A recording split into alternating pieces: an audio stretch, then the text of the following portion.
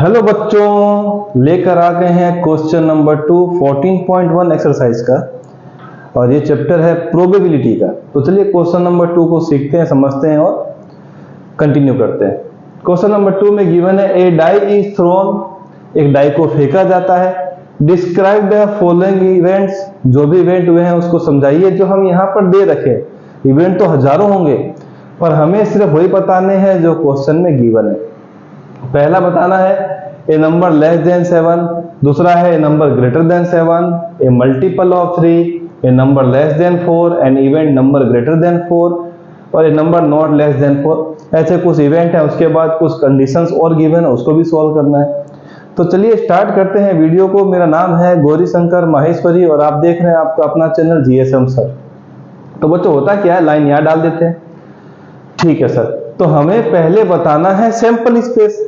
और sample space किससे बनता है? रैंडम एक्सपेरिमेंट से।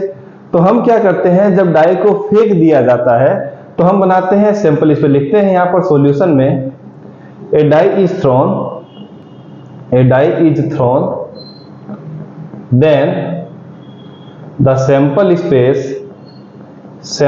स्पेस क्या क्या लिख देते हैं, sample space is given by capital S. Sample space S से रिप्रेजेंट करते हैं। और एक ही डाई है तो नंबर 6 होते हैं, तो 6 के 6 आने के चांसेस होते हैं 1 2 3 4 5 एंड 6। ठीक है सर, अब हमें क्या करना है, इन 6 नंबरों को कॉम्बिनेशन की फॉर्म में लेना है कि भैया एक डाई का जो नंबर है, अब कॉम्बिनेशन क्या क्या लेने हैं जो हमें यहाँ पर इवेंट लिखे हैं। तो मैं अब क्या करता हूँ, यहाँ पर नंबर 1 कंडीशन लेके चलता हूँ। लीजिए नंबर 1 कंडीशन, हमें सैंपल स्पेस में सारे नंबर मिल गए क्योंकि एक डाई में 6 नंबर होते हैं, 6 के 6 नंबर लिख दिए। पहली कंडीशन है ए नंबर लेस देन 7। अगर डाई के नंबर हम लें तो 7 से कम होने चाहिए अगर इवेंट ए को हमें सेटिस्फाइड करना है। तो ए के लिए बच्चों हमारे पास क्या आ जाएगा, 7 से छोटे नंबर।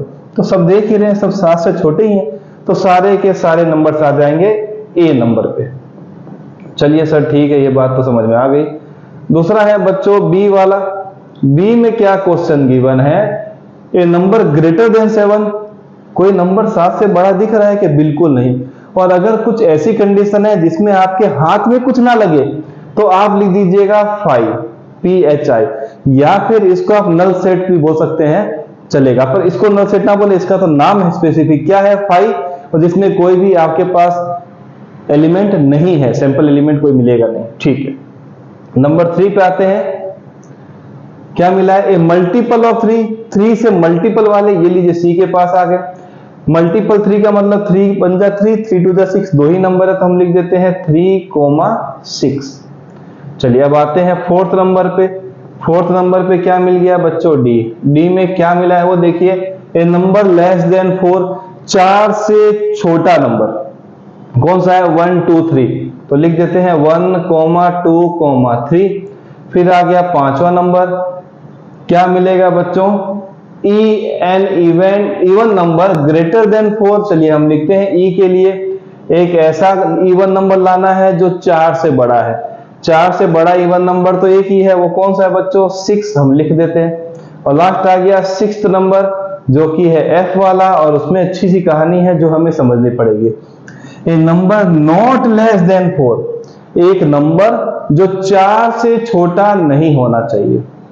4 से छोटा नहीं होना चाहिए मतलब क्या हो गया, 4 से छोटा नहीं होना चाहिए मतलब आप इसमें क्या इंक्लूड करेंगे, 4 को भी इंक्लूड करके चलेंगे। छोटा नहीं होना चाहिए मतलब बड़ा होना चाहिए, 4, 5 और 6। ये चीज आपको सबसे बड़ी ध्यान रखनी है कि अगर कुछ इस टर्म्स को अगर लिया जाता है तो एक कंफ्यूजन क्रिएट करते हैं।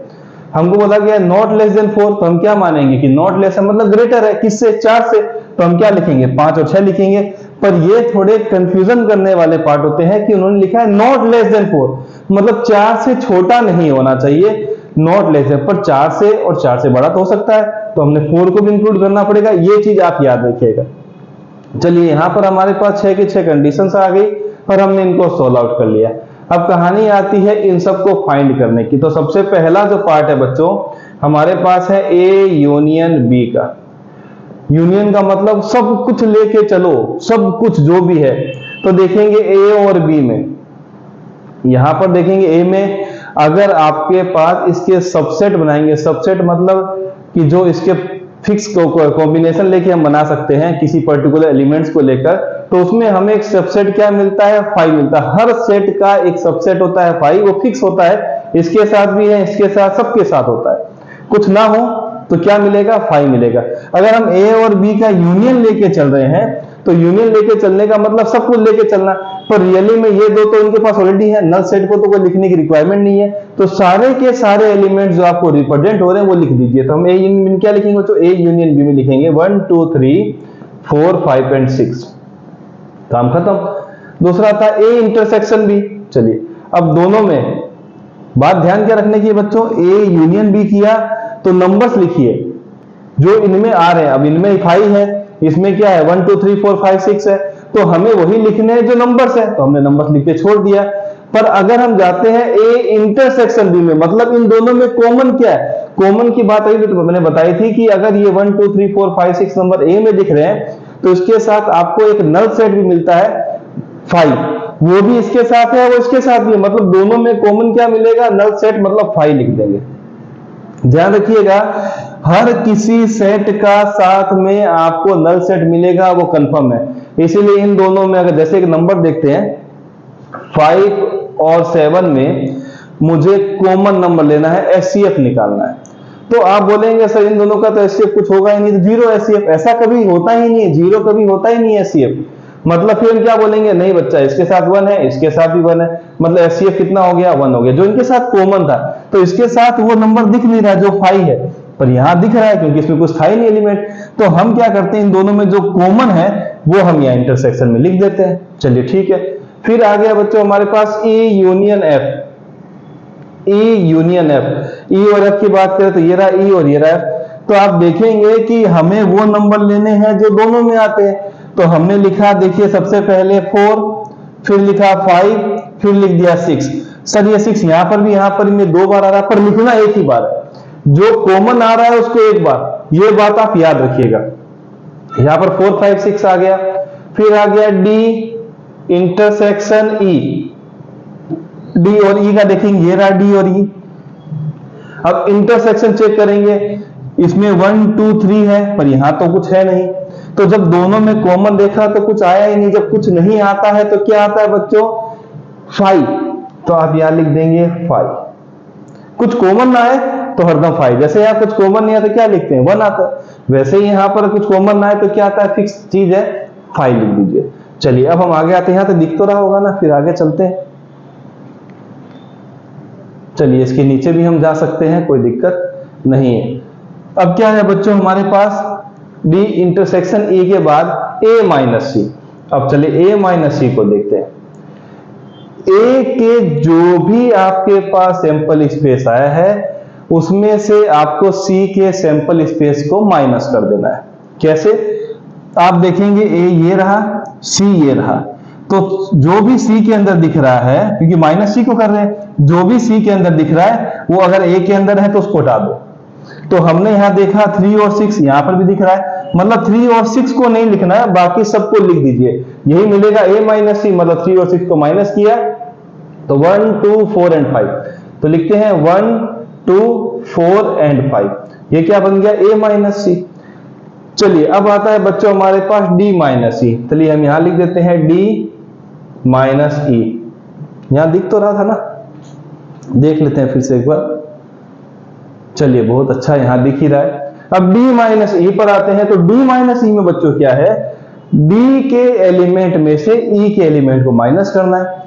ठीक है सर, तो अब होता क्या है कि डी में देखेंगे तो 1 2 3 है, उसमें से गायब कर देना है, किसको, ई के एलिमेंट को माइनस कर देना है। तो हम देखेंगे तो डी में तो 1 2 3 है, माइनस करेंगे ई में से तो 6 आ रहा है, तो क्या करना पड़ेगा, ध्यान ये रखिए, अगर कोई सैंपल स्पेस में से दूसरे वाले सैंपल स्पेस को माइनस करते हैं और उसमें वो सैंपल वाला पार्ट मिल जाता है, सैंपल एलिमेंट मिल जाता है, तब तो गायब कर दीजिए, नहीं हो तो बिना कुछ किए ही गायब कर दीजिए। जैसे कंफ्यूज नहीं होना चाहिए, ए माइनस सी लिखा है तो हमें ए माइनस सी में जब किया था तो हमें सी में क्या मिला, 3,6 मिला, यहां पर आपको कहीं ना कहीं मिल रहा था, तब आपने क्या किया, उसमें से इसको खत्म कर दिया और बचा हुआ जो भी सैंपल एलिमेंट थे वो आपने यहां लिख दिए।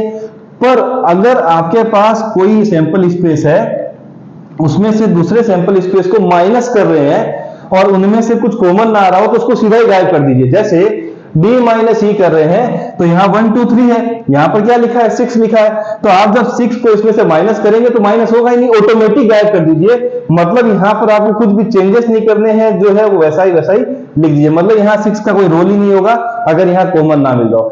माइनस तभी होगा जब, ध्यान रखिए, यहां पर कोई एलिमेंट मैच करता है। अगर कोई कॉमन नहीं आ रहा है तो उसको लिखने की रिक्वायरमेंट नहीं, उसको सीधा सीधा गायब कर दीजिए। जैसे आपने यहां किया था तो 3 और 6 किया था, कॉमन आ रहा था, तो उसने क्या किया, खुद जाते जाते इसके सैंपल स्पेस में वो नंबर गायब कर दिए। जाते जाते इस सैंपल स्पेस के एलिमेंट्स को भी उसने गायब कर दिया। पर ये बेचारा अच्छा था, उसको पता था कि मैं यहां पर हूं पर यहां पर नहीं हूं, तो मैं खुद ही गायब हो जाता हूं, तो वो खुद गायब हो गया, किसी को कुछ परेशानी किए बिना। ठीक है सर। d माइनस ई के बाद आ गया f डैश या f कॉम्प्लीमेंट बोल सकते हैं, कॉम्प्लीमेंट या डैश। ये क्या होता है, जो भी आपके पास f के एलिमेंट है उसको आप रखेंगे बच्चों सैंपल स्पेस पे, जो आपके पास पहली बार आया था, मेन सैंपल स्पेस आ गया। अब ये जो एलिमेंट आए हैं f के, उसको आपने यहां रखा, और जो नंबर छिप जाते हैं उसके बचे हुए नंबर हो जाते हैं कॉम्प्लीमेंट्री। चलिए आपने क्या किया, 4 5 6 हटा दिया, क्या मिला 1 2 3, मतलब f डैश क्या मिलेगा आपको 1 2 3। ध्यान क्या रखना है, जो आपके पास किसी पर्टिकुलर इवेंट के जो भी सैंपल स्पेस मिलते हैं उसको मेन सैंपल स्पेस से हटा दीजिए, बचा हुआ मिल जाता है कॉम्प्लीमेंट्री या तो फिर डैश, दोनों में से एक नाम ले सकते हैं। अब क्या मिलेगा, ई इंटरसेक्शन एफ कॉम्प्लीमेंट्री या एफ डैश। अब ये क्या होता है, ई हमारे पास है 6, ठीक है सर, ई हमारे पास क्या है 6 है, और एफ डैश कितना आया 1 2 3 आया। अब देखो 1 2 3 और 6 में कुछ भी कॉमन आएगा क्या, ध्यान रखना एफ डैश बोला है, एफ डैश में 1 2 3 है, ई में क्या है 6 है, तो क्या 1 2 3 और 6 में कुछ कॉमन है, नहीं, कुछ कॉमन नहीं होता तो क्या लिखते हैं 5 लिख देते हैं। ये आ गया आपका आंसर। तो काफी अच्छे क्वेश्चन थे, ध्यान रखिएगा कुछ कॉमन ना आए और सब्ट्रैक्शन कर रहे हैं तो हटा दीजिए उस नंबर को जो सब्ट्रैक्टेड पार्ट में गिवन है। कुछ कॉमन आ रहा है सब्ट्रैक्शन कर रहे हैं तो उसको हटा दीजिए जो कॉमन आ रहा है। काफी गजब क्वेश्चन था, और ये बेसिक चीजों की शुरुआत है, इनको समझिएगा ताकि आने वाले समय में इन क्वेश्चंस की प्रॉब्लम को हम और बेहतरीन तरीके से सॉल्व कर सके। मिलेंगे नेक्स्ट वीडियो में।